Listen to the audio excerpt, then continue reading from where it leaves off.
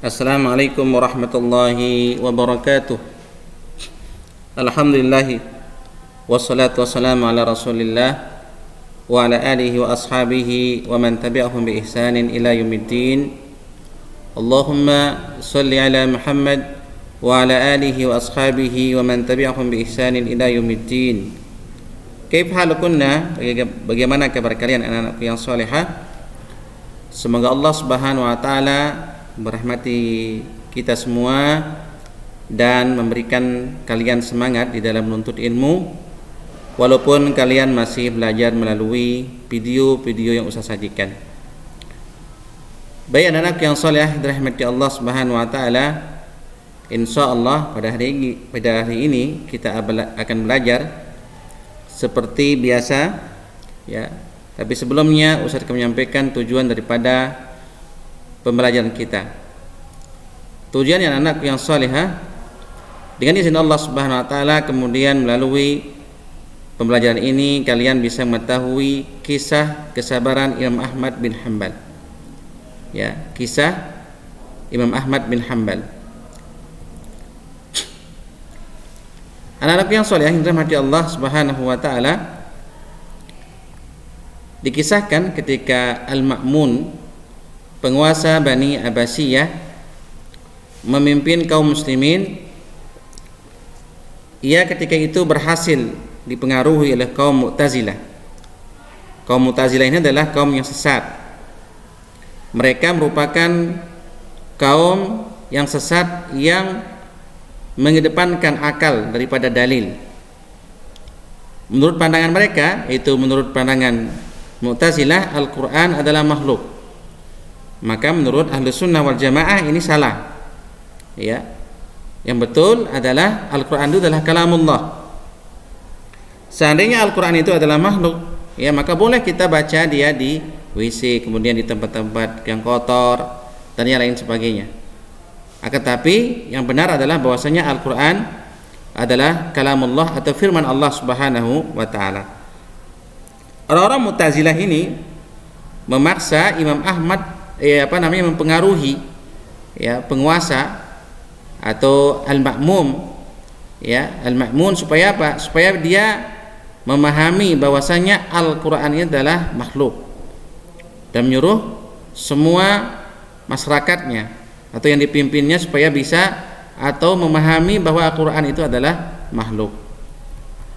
Maka anak-anak yang saleh dirahmati Allah Subhanahu wa taala, para ulama pun dipaksa untuk sepaham dengan pendapatnya. Jadi ketika Al-Ma'mun ini dia dipengaruhi oleh tadi kelompok yang sesat tadi, maka para ulama lain dipaksa.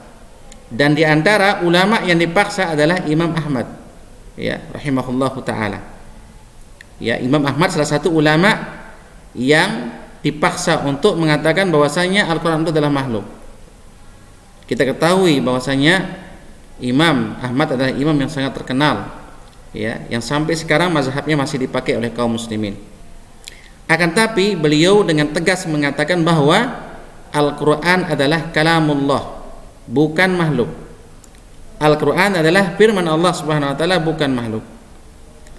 Karena pendapatnya berbeda dengan khalifah, ya, maka ia pun dihukum dengan hukuman yang berat seperti dipenjara dan dicambuk. Nah, inilah akidah Ahlus Sunnah, akidah Imam Ahmad, bahwasanya beliau meyakini bahwasanya Al-Qur'an itu adalah firman Allah Subhanahu wa taala dan itu yang benar. Maka anak-anak yang saleh yang dirahmati Allah Subhanahu wa taala, sesuai dengan pemahaman yang benar, ya, sesuai dengan pemahaman Ahlus Sunnah wal Jamaah, maka kita katakan dan kita yakini bahwasanya Al-Qur'an itu adalah kalamullah, yaitu firman Allah Subhanahu wa taala, ya. Maka anak yang saleh yang dirahmati Allah Subhanahu wa taala, maka semoga Allah merahmati imam besar yaitu Imam Ahmad dan semua kaum muslimin, ya. Dan tentunya kita yang berdakwah di jalan yang benar, ya, mengatakan bahwasanya Al-Qur'an adalah kalamullah, pasti di situ ada orang yang menentang. Pasti di situ ada orang yang menyelisihi. Sampai sekarang ini masih ada sekelompok orang yang mengatakan bahwasanya Al-Quran itu adalah makhluk. Maka kita berdoa kepada Allah Subhanahu wa taala supaya kita diteguhkan dalam akidah yang benar, ditetapkan dalam akidah yang benar, sebagaimana ya Allah meneguhkan hati atau Imam Ahmad untuk mempertahankan bahwasanya Al-Qur'an itu adalah kalamullah Subhanahu wa taala. Maka Allah Subhanahu wa taala dalam Al-Qur'an, innallaha ma'as sabirin, sesungguhnya Allah beserta orang-orang yang sabar. Maka kita juga demikian, dalam kita menyampaikan yang hak ini kita harus bersabar, ya. Salah satunya itu kita harus sampaikan kepada keluarga kita, saudara kita, ya, bahwasanya Al-Qur'an itu adalah kalamullah Subhanahu wa taala. Oleh karena itulah maka ketika kita meyakini bahwasanya Al-Qur'an adalah kalamullah, maka kita harus berwudu membacanya, ya, membaca ta'awudz, membaca basmalah, kemudian apalagi menghadap kiblat dengan bacaan yang tartil dan lain sebagainya. Adab-adab yang diperhatikan di dalam membaca Al-Qur'an atau membaca kalamullah. Maka sekali lagi anak-anak yang solehah, kita harus meyakini bahwasanya Al-Qur'an itu adalah firman Allah Subhanahu wa taala, bukan makhluk. Ya.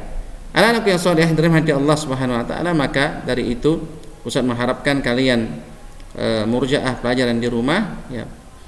Video-video yang Ustaz sajikan atau Ustaz lainnya sajikan kepada kalian, kalian ulangi dan bisa kalian lewat melihat buku juga, ya, murajaah di bukunya. Dengan itu insyaallah kalian akan memahami apa yang Ustaz sampaikan dengan pemahaman yang sempurna. Tip akhirnya Ustaz ucapkan kepada kalian, barakallahu fiikunna, subhanakallahumma bihamdik, asyhadu an la ilaha illa anta, astaghfiruka wa atubu ilaik. Assalamualaikum warahmatullahi wabarakatuh.